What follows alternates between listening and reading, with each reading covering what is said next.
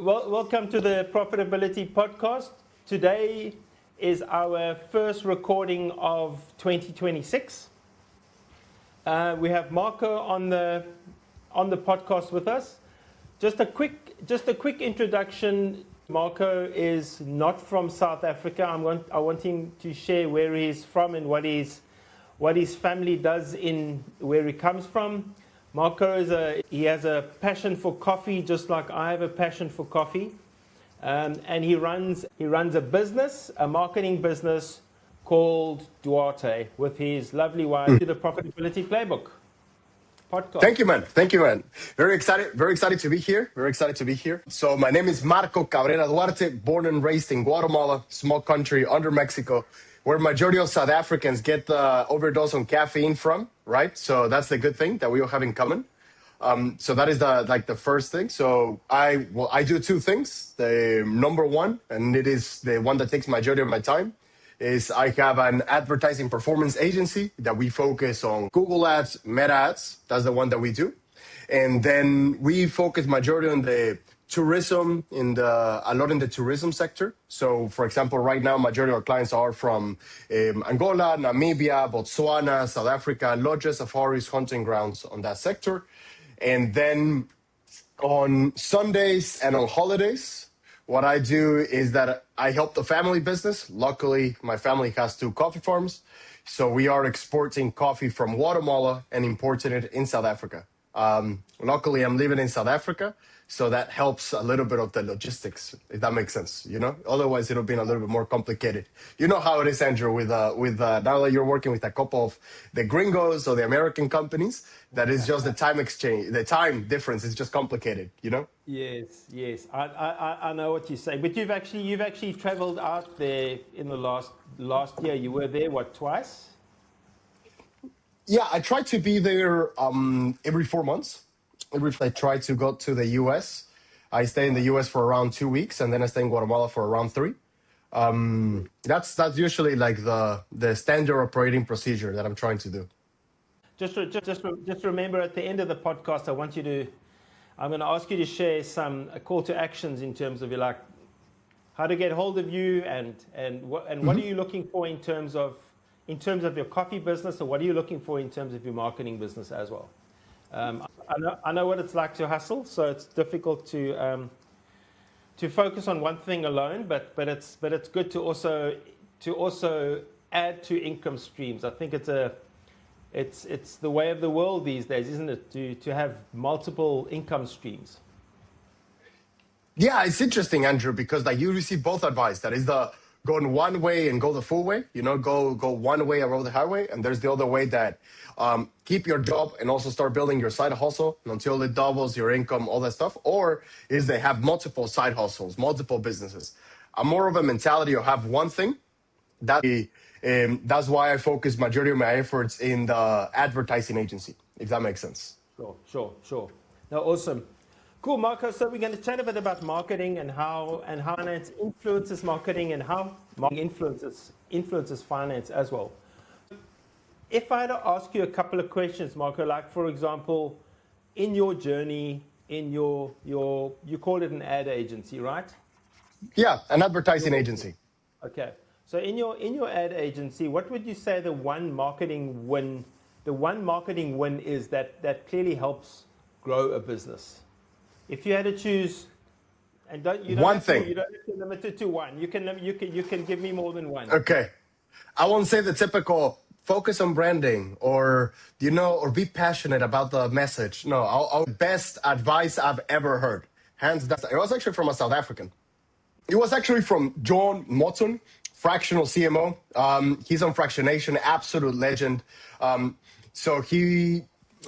When we were running I cannot say names, anything like that, right? Confidentiality. Yeah. But we were running down a project last year, and the marketing was going well. So I was doing the meta ads. He was talking to the founders, the shareholders, and the C-levels executives, right? It was a seed series business trying to go for Series A funding in the US. And we were having a problem because we were converting people at the entry level of the offer, right? That it was basically a $500 package in the beginning, right? And then there was an upsell. But then we had a problem converting that, right? Because in the beginning of the deal, they were losing money. A lot of businesses lose money on the first deal. It's a lot on the second, third, or fourth offer. They really start making more profitability out of it. And we were having a problem because every time the sales guy would jump on a call, they will hear the same 5 objections, the same 5, right? So we were talking how to discuss, and then he said, Marco, let's do this. Let's create a campaign, another campaign, just targeted to the leads that we converted, right? But we only focus on creating content and addressing those 5 objections. So it is about the objections they have on the sales process, and then we address those objections. After we created the campaign, we let it run for a couple, I think it was 6 weeks, if I'm not wrong. We let it run for 6 weeks, and then we checked again the results. And then we saw that majority of the sales process was going way smoother. Because you know that we have two ways that we buy. Is the emotional way and the logical way. And the videos on where we're on social media, a lot of the marketing is the emotional way. But we also see the logical part of the brain. So I'll say like one of the best things that you can do as a marketer is to really talk to your sales team or to talk to the sales guys. Or if you're the one doing the sales process, to really write down the 5 objections that you're currently having and then create content addressing those objections. But in reality, what marketing is just helping the sales process move a little bit faster. That's what I'll say, my opinion, man. I don't know if you've ever read the book, Never Split the Difference. No, I don't have the book with me.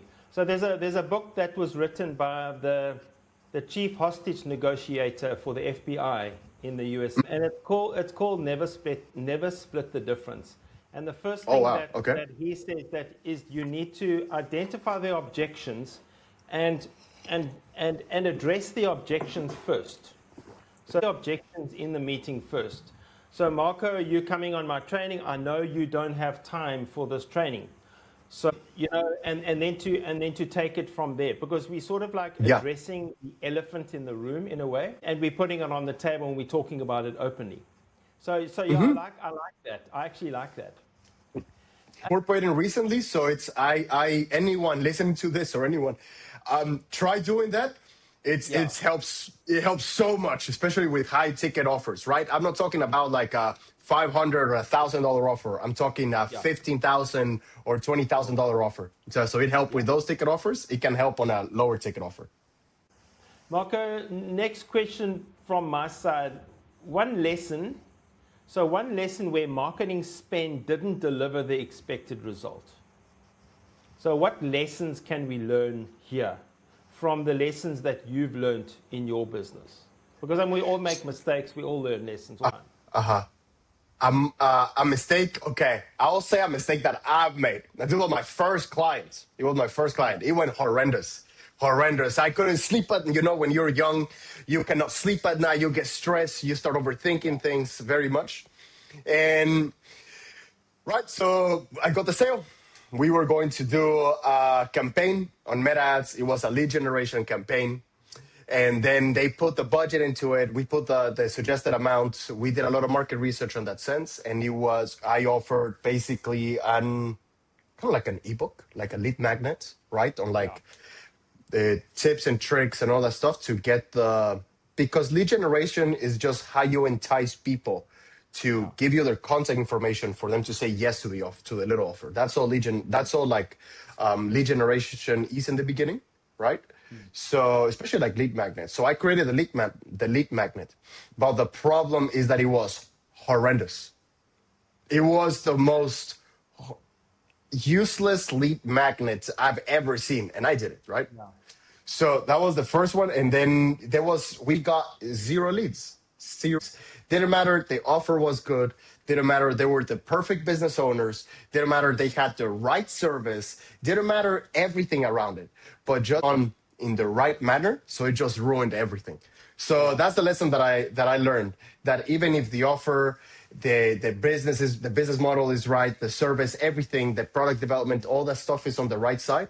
But if you don't have the right delivery, that's the one that I'll say. Get the the branding and the delivery of the thing that you're giving away in the most sexiest, perfect way possible. I've learned something there as well. Just launched my new website, finalizing on Friday. There is Cool. a lead magnet, but it's not the best lead magnet that I could have done.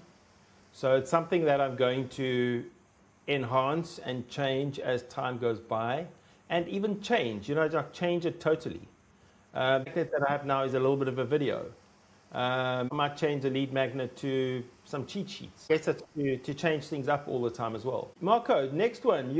So if you think about marketing and finance, so why do you think, and what is the reason that marketing execs or ad agency and finance? So why do we need to understand finance as non-finance people? Yeah. Why do CMOs need to understand finance? And by I think I know, because I've seen it so many times, and I've talked it to a previous podcast last week, and it was the number one reason why founders fail, or is because they really don't have good finance skills. That's like what we came to the conclusion, all of us, like a big group. Okay. So, and it doesn't come just from like the finance guys, right? Like it's more as in people in the marketing world, right? Because CMOs at the top, right? And then there's a bunch of branches. We all manage KPIs, key performance indicators, 24/7. We're all doing KPIs all the time. So one of the worst things that a marketer can do is to really not pay attention to the right KPIs, because we often think that all businesses are looking for profitability, and that is not the case. The projects that I was working with, an American company, what they were really looking for, it's for them to increase the branding inside the company. Like I'll tell you a little story. One of my coaches, his first job was working at Stellar Bank, and it was just like a normal secretary job. And he said, I don't even care if you pay me nothing. I don't even care if I get as like zero. The only thing that I want is to have on my CV that I work for Stellar Bank. Yeah. That is the main reason why like marketers need to understand finance is the language of business. And if you really don't pay attention to those things, then you're really going to either not intentionally, but screw over the sales guys, the fulfillment guys, the finance guys. It is more as in that is one of the skills that a lot of marketers we do not have, sadly. That's something that I've been putting a lot of time more into it, because we believe that creativity beats all, and a lot of the times the numbers tell the story. And if you're not able to understand the story or the numbers, you're not able to make the right decisions, especially being in the front end. Sorry that went a little bit on a tangent, but it's just to understand a little bit on the side, man. And you're right. It's not just about you understanding finance to run your business. It's you understanding so that you can also help your clients get a better return as well, because they 100%. Need to know. I mean, if they're spending $100 on advertising, $50 isn't enough as a return. You can make a profit. So yeah. And I'll say one more thing, Andrew, if I may. I'll say one more thing, and is that when marketers, like us, because that happened in the beginning for me, right? I was not really paying attention to the finances of the business. Then I realized that, wow, I cannot really run a campaign for this long. Then you start having dumb problems lead to more dumb problems. And that's what I think. It's just the devil is on the details. And if you don't, and like finance is all about the details. And marketers, we understand that, right? So that is one thing, the devil's on the details. So it's about really understanding. And also another thing. Marketers, we believe that we understand, like other people and customers and all that, but we don't understand the people that we work with, because no one cares about lead conversion rate. No one cares about website conversions. No one cares about CAC, LTV, a lot of those things. But people care a lot about the KPIs of finances, because that is how we communicate. So if a marketer, if really wants to express ideas, that is what marketing is, grabbing my idea and expressing it to someone else. we need to be able to understand finance. I mean, Marco, you're saying all the right things. And I think as well, you know, what I always say as well is if a non-finance, if a head of a non-finance unit, whether it's marketing, sales, IT, HR, whatever it is, if those people don't speak the numbers, because as you say, accounting is the language of business, so we all need to understand it and be able to speak it. If the marketing person understands finance, all of a sudden that marketing person has got a seat at the boardroom table. Yeah. They You man. They now are more respected. They're more respected in the business.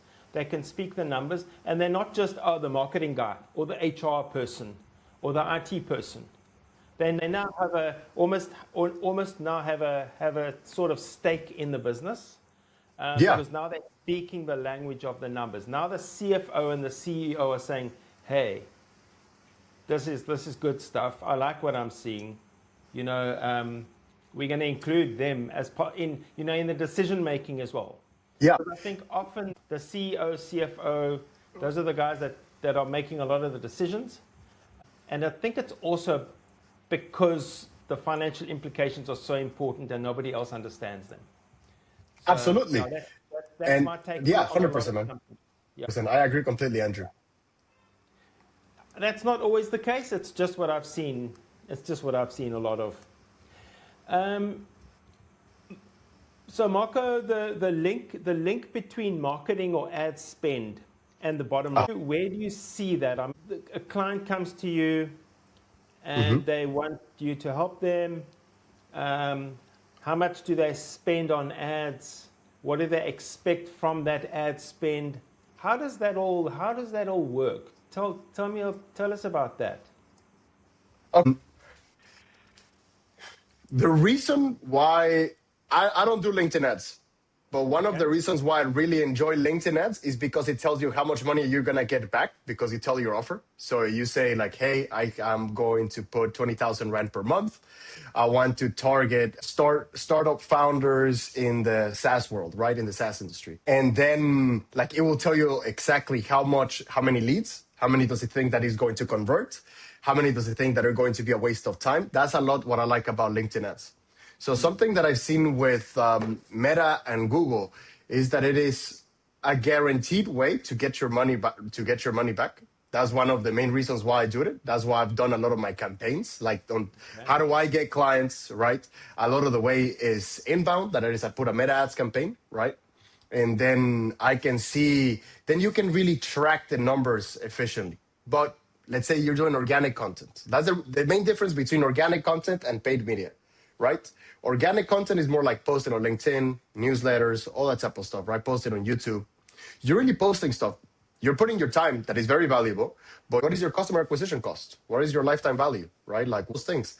How many posts are you making for you to get one lead? That's what I'm saying.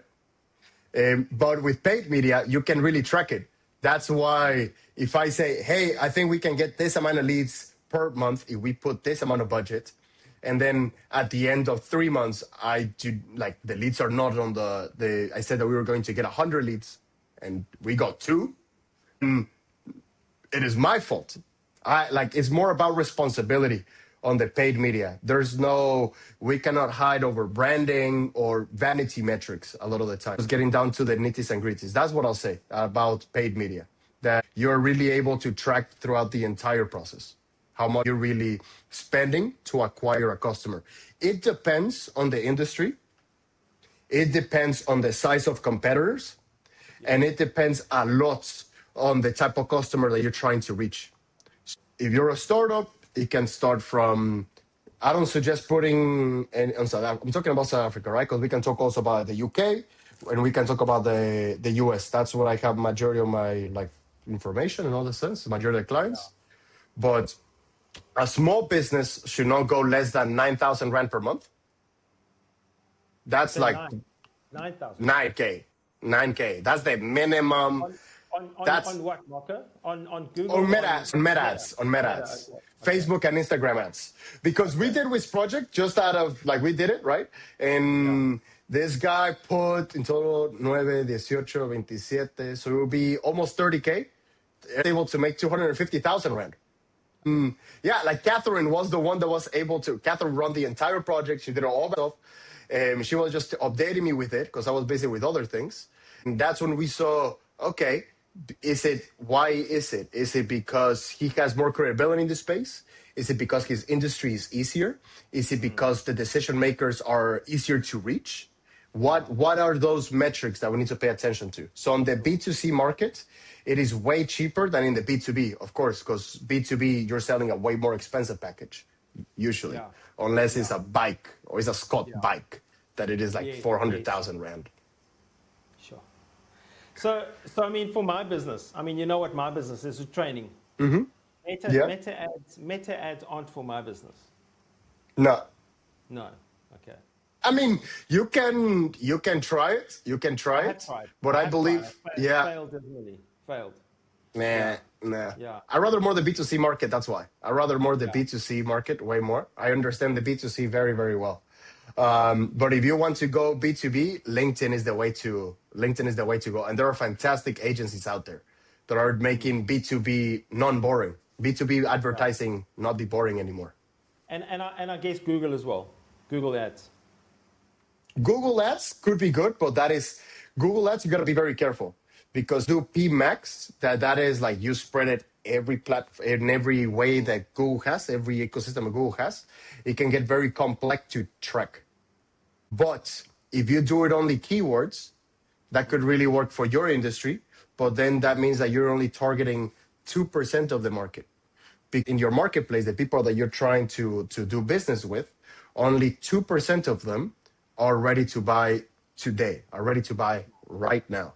The other ones need way more nurturing. They need like months, right? It's usually in B2B, 6 months around the time. Yeah. So the high intent, it helps on Google Ads, but that is more as in you got the right leads.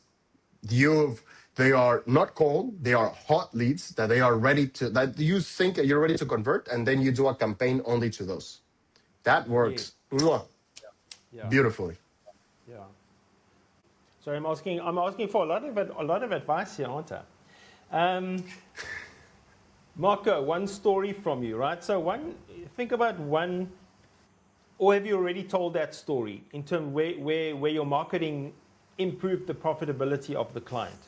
I guess they spent 30,000 on the Meta ads and they got 250,000 back from the revenue. Let me think. I think there's one better. What am I gonna do? Okay. So there's this hands down my favorite client to work of all time. This basically this fishing trip for Angola. So they are in Namibia.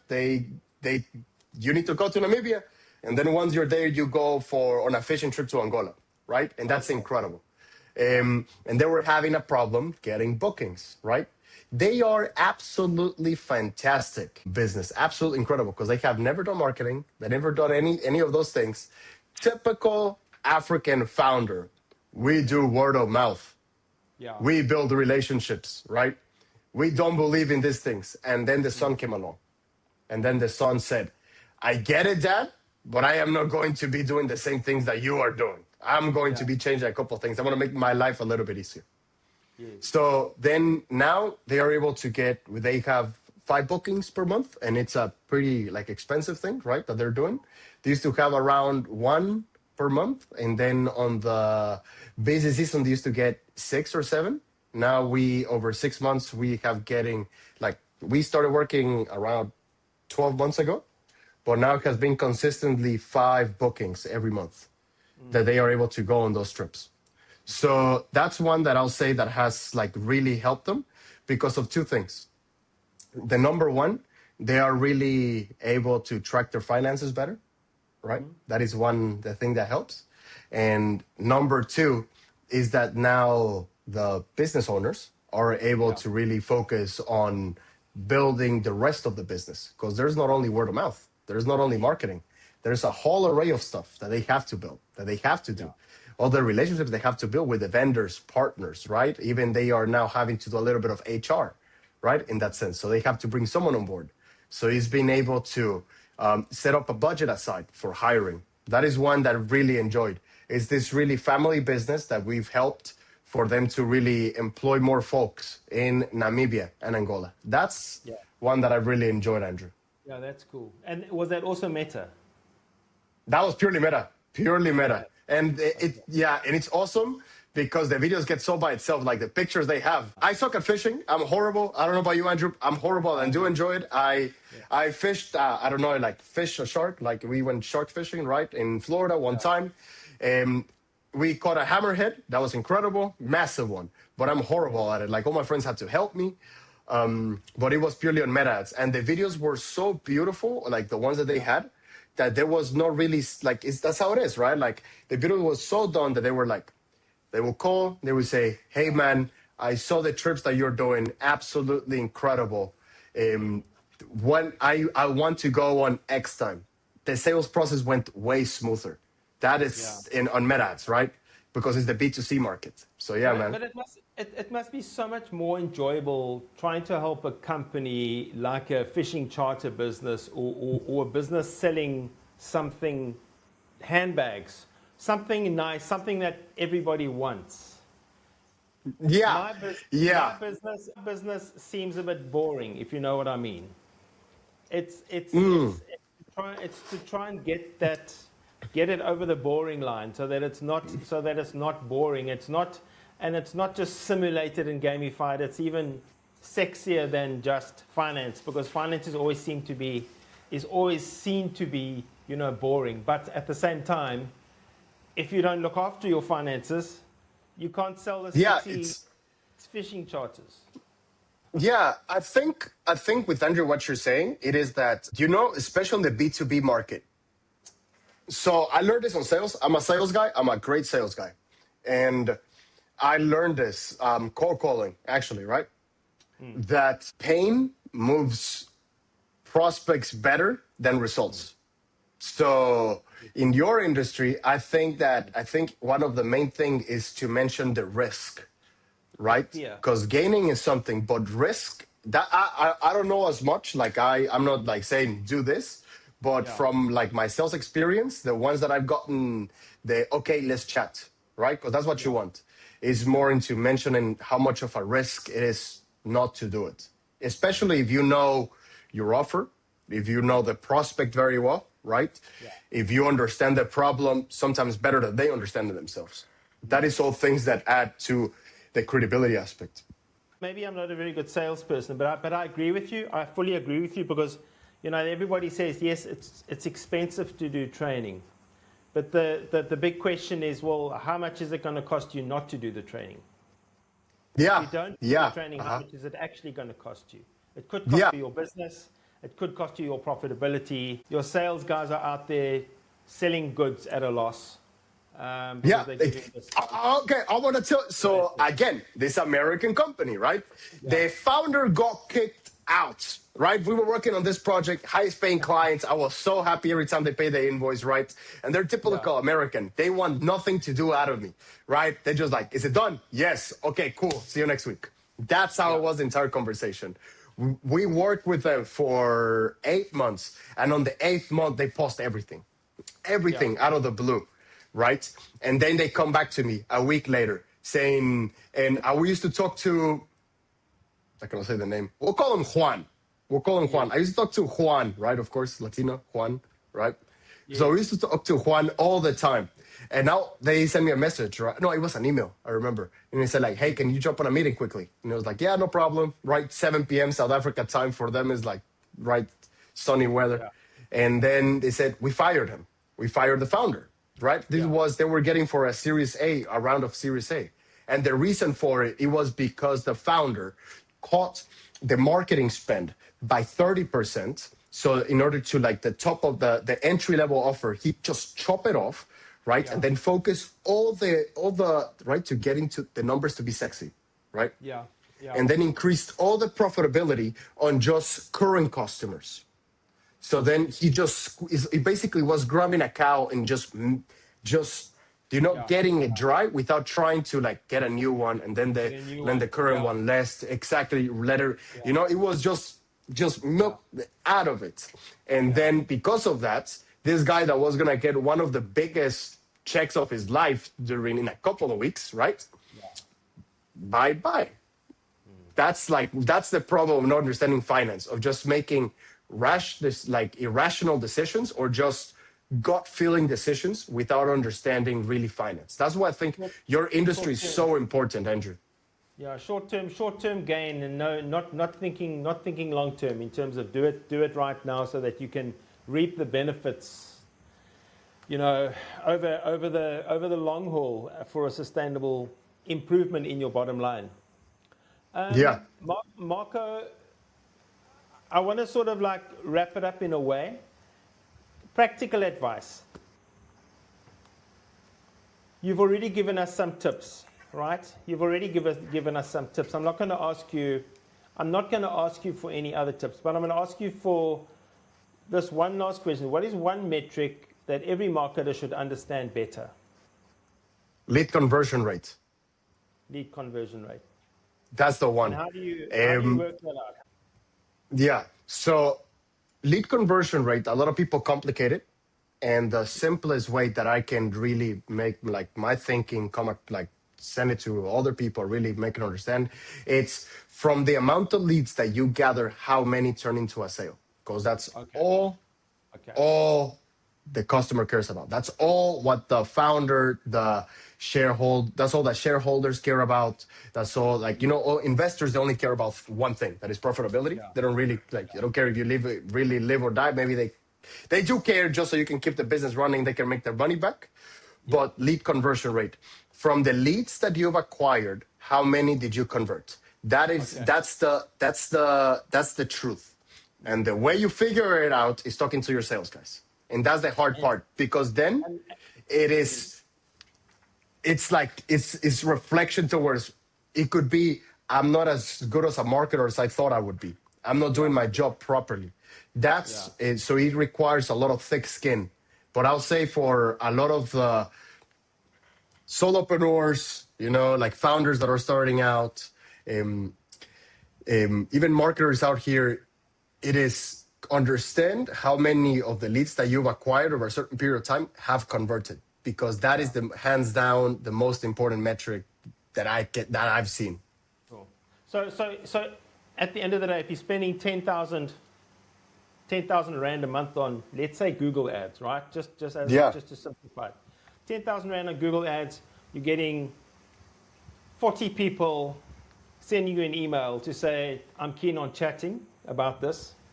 And then only 5 of them end up in a sale. So it's cost it's cost 10,000 Rand to get five deals, basically. And then to work out the return on that ad spend at the end of the day. Exactly. And then let's say that each deal is worth 20,000 Rand, then the profitability was 100,000 Rand, right? Like, not the profitability, but really the amount of money coming into the business, right? The revenue, right? It is really 100,000 Rand. And then you can just work it out. It's very simple formulas out there, very simple and everything. But that's the one that I'll say, from the leads that you've converted, how many turn into a sale? Because that's the same into sales, right? If a sales guy says, how many calls did you make? And he says 50. Of those 50 calls, how many sales did you get? Well, actually, it's 0. That's it. We had a partner when I was at PwC. We had a partner that used to, I think he was fighting for his position, because every single time the big bosses came down, he would mention all the deals that he had signed, and every single time the partners came down, he would just mention all the same deals. It was like always the same deals. That's awesome, man. I love that. I love that. That's awesome. He was just fighting for his life, I think. Sometimes I feel the same, because I work on deals for months and months and months, because sometimes it's quite a long sales journey. Yeah, exactly. Yeah. And sales journeys are sales is and this is like South Africans have a hard time selling because like I'm not a South African. You guys are very much relationship people, and it's a hard time to really put the sales guy hats. It's very hard. But at the end of the day, all entrepreneurs are we're all sales guys. We're all selling ourselves. That's all we're doing, Yeah. right? Yeah, no, that's So yeah, it's a hard part. It's a hard thing to combine. So the advice on the sales process or everything is just to be yourself. The way I sell is the way I talk, and it is you like me, awesome. It is you're on board. If you don't like me, cool, man, no problem. It's fine, awesome. It's like bye. You got to back yourself though. I'm Yeah, the, yeah, I'm the same. I'm the same. I can talk to people and, build rapport and whatever. But as soon as there's a little bit of a hesitation, people see that quickly. I know we're talking about yeah, sales now, and I think a lot of yeah, people yeah, don't back themselves enough. Cool. yeah, Marco, yeah. And thanks, man. One more, I think just to end off, Marco, the share, like I said, the call to action. What is your call to action? And I want you to chat about your ad agency, and I want you to throw in there your coffee business as well. okay, What are you looking for? beautiful. Beautiful. What I'm looking for is to connect with small to medium-sized businesses in Namibia, Botswana, Angola, South Africa. Yeah, those only areas, only those areas. Those are the ones that even the personality types are very like we get along. So I look forward to chatting those, especially not B2B, more into the B2C market. That's the one that we really focus on. One of the niches that we do two niches that we do very, very well is the e-commerce, right? E-commerce, and then the travel and tourism industry. We do very well, especially because I understand internationals on a very deep level, understand how they think and the problems they have. So that is one thing. I want to really, if there's someone like that, please contact me at the LinkedIn that I'm pretty sure Andrew is going to tag somewhere around or Yeah, just a link. we will. And then thank you. And the other thing is if you're addicted to coffee, but you're tired of not having the best cup of coffee around, also give me a contact because then I'll show you to the best coffee shop in town. That's fine. That's fine. That's all for a fellow coffee addict. So What about the beans? I'm good on that, man. I'm on capacity. We need another Really? farm. Yeah, we need another farm. So yeah, I'm at. You sold out. I'm even Andrew, between you and me, Yeah. I'm going to step away from the coffee Okay. because I don't want to do the problems of the logistic problems, right? Yeah. I'm going to help my family on the side because they have they're farmers, right? So they have like typical burra farmers, right? That you say like, hey man, where's the spreadsheets about like information about the crops that you're having and how does the future look like? And he's like, man, I just have everything on my notebook here. Yeah. Right? Like my uncles are the same way and my family is the same way. So I'll be helping them, but really the advertising is the one that it is taking full throttle, my friend. Awesome. Awesome. Thank you, Andrew. Marco, thank you so much. We will see you soon. And yeah, guys, thanks so much for watching. Awesome. Thank you, man.